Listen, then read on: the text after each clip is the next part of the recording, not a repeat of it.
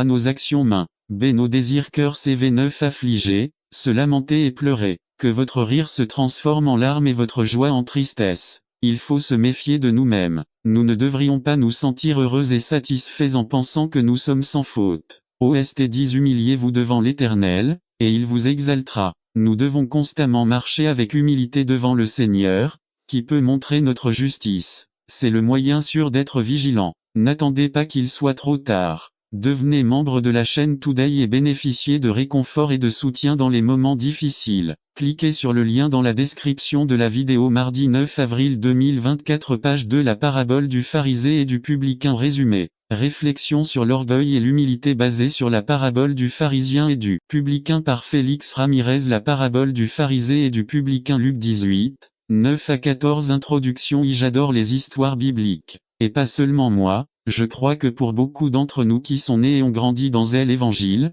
les histoires bibliques ont été une belle source d'enseignement qui nous accompagne encore aujourd'hui. David et Goliath, Élie, José, Moïse contre les Israélites dans le désert, l'arche de Noé, etc. Cependant, toutes les histoires présentent certains inconvénients, et cela inclut, en particulier les histoires bibliques. À la maison, nous avons des films que les filles ont vus plus de 10 fois, et chaque fois que je m'assois pour les regarder, je passe du temps à les gronder car ils connaissent déjà si bien le film qu'ils ont même appris les dialogues des personnages. Autrement dit, la scène suivante devient totalement prévisible. Et apparemment, l'émotion de ne pas savoir quel est le prochain épisode qui s'estompe jusqu'à ce qu'on perde l'émotion de l'apprécier comme si c'était la première fois qu'on le voit. Et cela est particulièrement vrai lorsqu'on relit les récits bibliques. Nous savons déjà quelle est la fin. Je pense que nous devons faire plus d'efforts et nous efforcer de revivre l'émotion de les écouter à nouveau pour profiter à nouveau de leur effet surprenant comme lorsque Jésus l'a raconté pour la première fois.